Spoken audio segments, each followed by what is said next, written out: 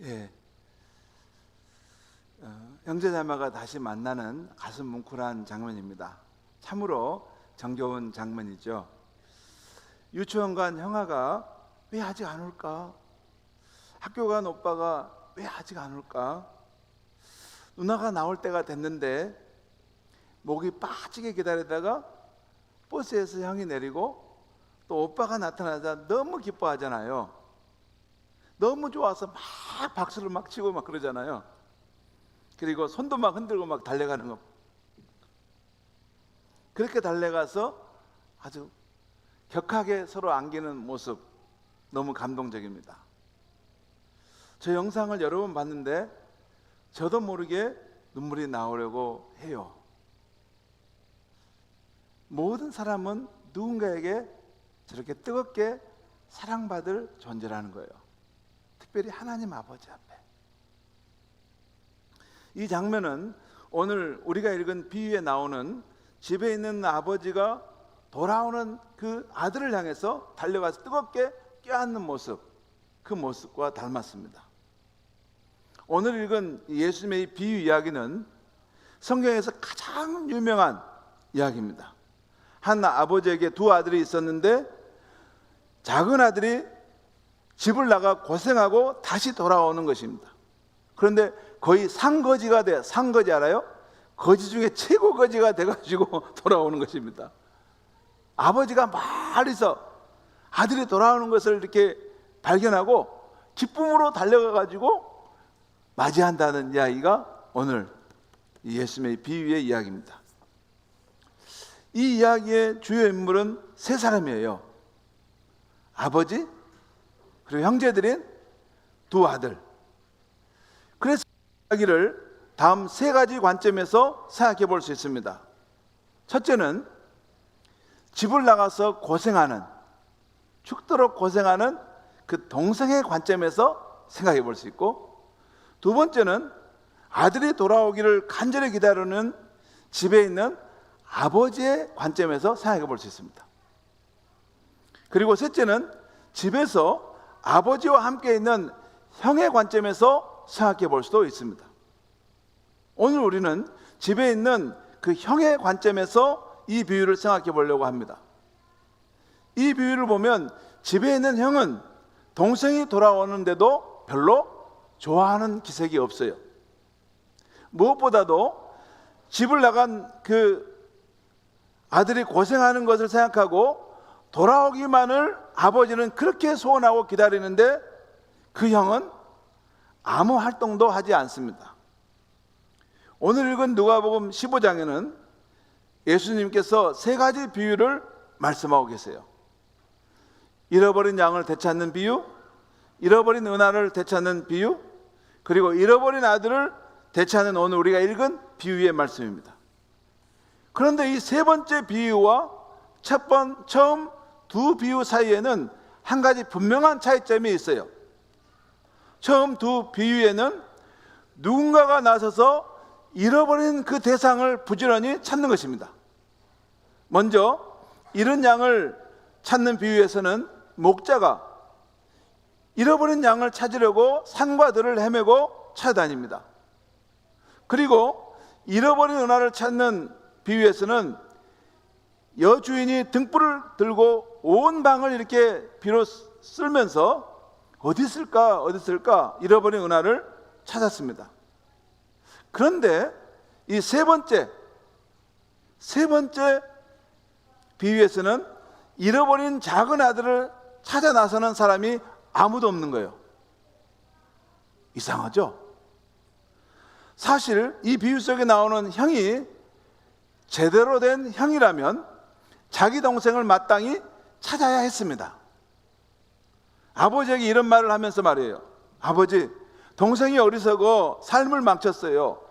그래도 아버지가 그토록 걱정하시니 제가 가서 동생을 찾아오겠습니다.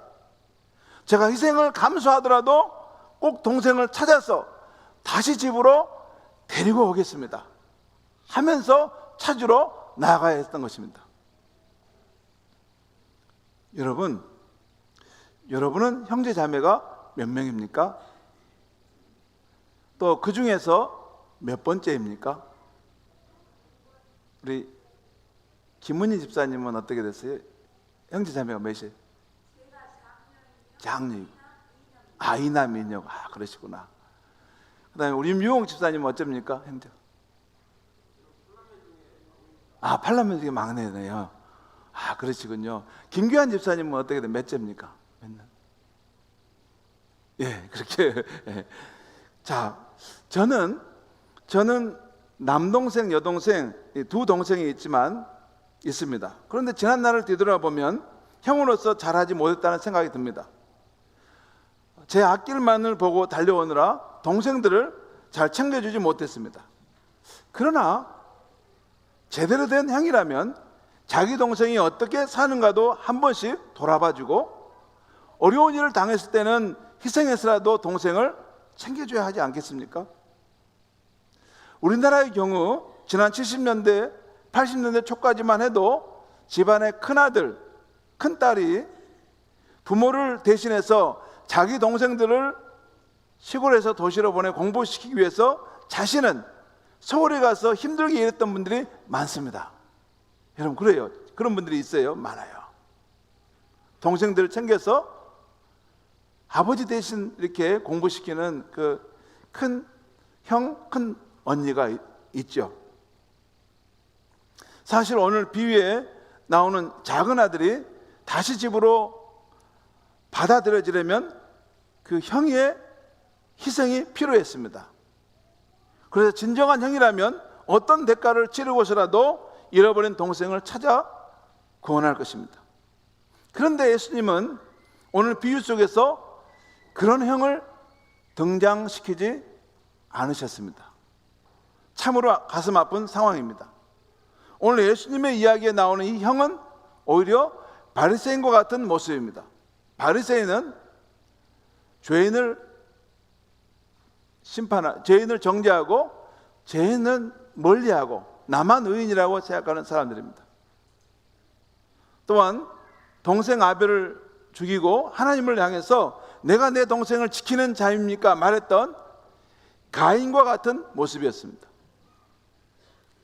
다행히 우리의 경우는 다릅니다. 우리에게는 예수님께서 진정한 형으로 찾아오셨습니다. 여러분, 예수님께서 우리 성도들의 진정한 형이라고 하니 잘 이해가 안 되시는 분이 계시는 것 같아서 설명드립니다. 예수님은 주이시고 우리의 참 좋은 친구인데 또 성경은 예수님은 우리의 진정한 형이라고 말씀하세요. 로마서 8장 29절을 보면 하나님이 우리를 부르신 이유는 예수님이 하나님의 대가족 안에서 맏아들이 되게 하려 하시기 위함이다라는 말씀이 있어요. 그러니까 예수님이 하나님의 가족 안에 많은 형제가 있는데 그 가운데 으뜸인 첫 번째 맏아들이고 예수님과 연결돼서 우리가 하나님의 자녀가 되게 하시는 큰 가족을 만드신다는 것이에요. 그리고 히브리서 2장 11절을 보면 예수님은 우리를 형제라 부르시기를 부끄러워하지 아니하셨다라는 말씀이 나옵니다. 이건 일반적인 형제가 아니라 진짜 혈육이라고 같은 너는 나의 형제다 라고 하나님께 부르시는 것을 부끄러워하지 않았다는 것입니다. 그렇습니다.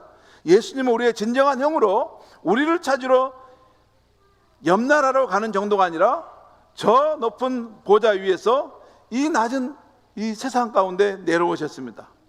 그리고 죄인들과 함께 하시면서 친구로 그들을 구원하기 원하셨습니다. 나중에는 자신의 목숨이라는 무한한 대가를 기꺼이 치르셔서 우리를 하나님의 집으로 돌아오게 해주셨습니다. 우리가 진 빚이 우리의 죄값이 그만큼 컸다는 것입니다. 예수님은 그 험한 십자가에서 저와 여러분의 죄의 빚을 갚아주셨습니다. 십자가에서 예수님의 옷과 존귀함이 벌겨벗겨 지셨기에 우리는 그의 은혜로 존귀한 신분을 입게 된 것입니다. 십자가에서 예수님이 버림받으셨기에 우리는 하나님의 집에 은혜로 받아들여질 수 있게 되는 것입니다. 십자가에서 예수님이 영원한 형벌의 잔을 다 받으셨기에 우리는 예수님으로 인해서 아버지의 기쁨의 잔을 함께 나누는 천국 백성이 된 것입니다. 예수님의 희생이 없었다면 하나님 아버지가 저와 여러분을 받아주실 다른 길은 이 세상에 없었습니다. 그래서 예수께서 말씀하시기를 나는 길이요 진리요 생명이니 나로 말미암지 않고는 아버지께 올 자가 없다고 말씀하신 것입니다. 우리를 하늘의 집으로 데려오기 위해서 예수님이 치르신 그 대가를 생각해 보면 우리의 가슴이 뭉클해지지 않을 수가 없는 것입니다. 그리고 예수님께서 우리의 진정한 형으로 그렇게 하셨음을 우리가 깨닫게 되었을 때 우리도 속속들이 변화되지 않을 수가 없는 것입니다. 우리 안에 여러 변화가 있겠지만 그 가운데 무엇보다도 예수께서 하늘로 승천하시면서 우리에게 맡기신 사명, 이제는 너희가 잃어버린 내 형제들을 찾아서 아버지께 인도하라는 그 사명을 마음에 품고 고이 품고 살지 않을 수 없게 된 것입니다. 부활하신 예수님 우리에게 너희는 땅까지 이르러 내 증인이 되라, 만민에게 복음을 전하라는 위대한 사명을 주고 가셨습니다. 지금 우리 교회는 잃어버린 하나님의 자녀들을 아버지께 인도하려는 복음 축제를 준비하고 있습니다.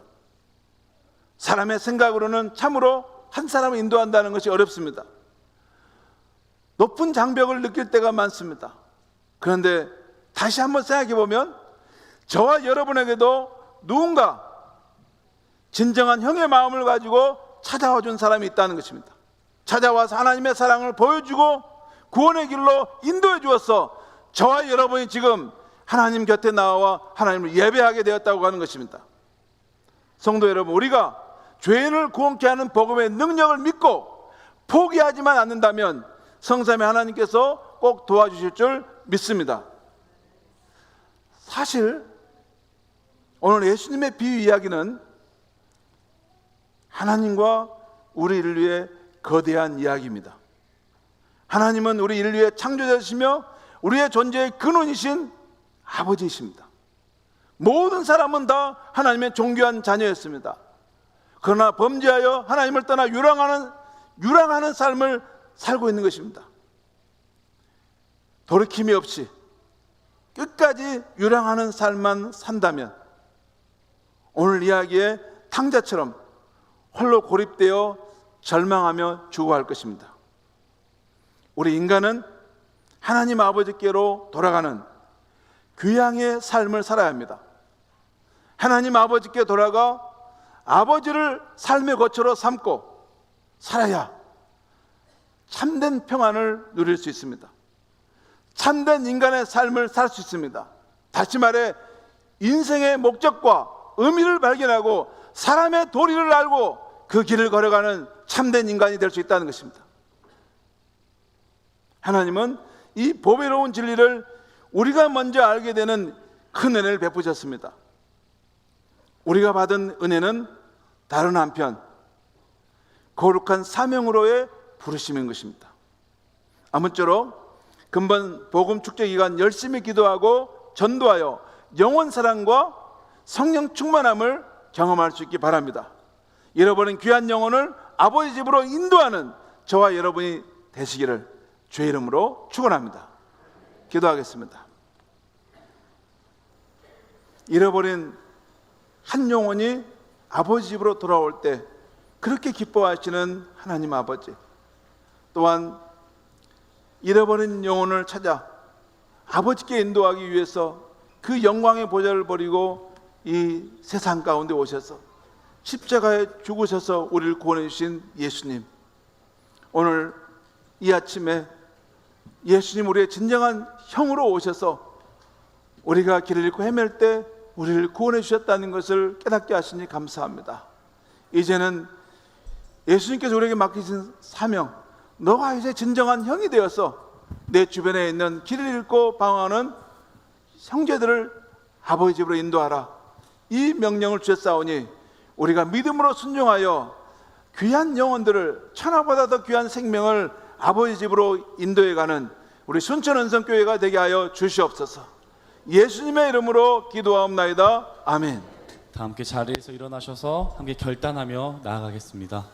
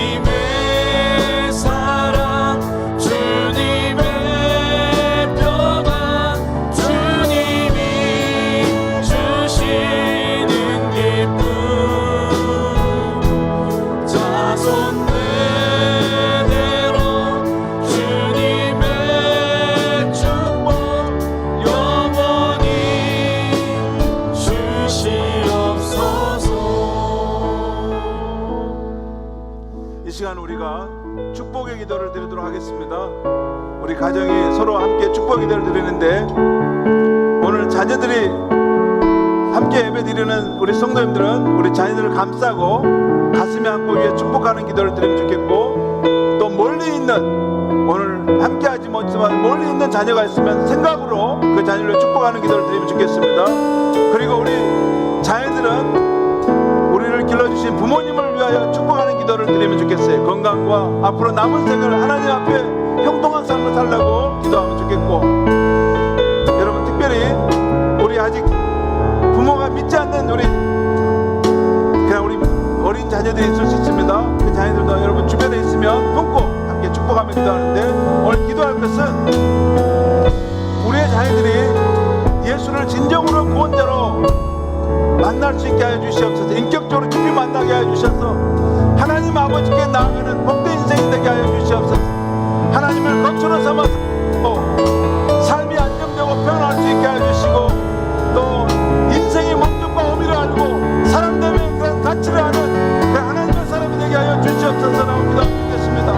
참으로 하나님이 창조 때 준비하셨던 그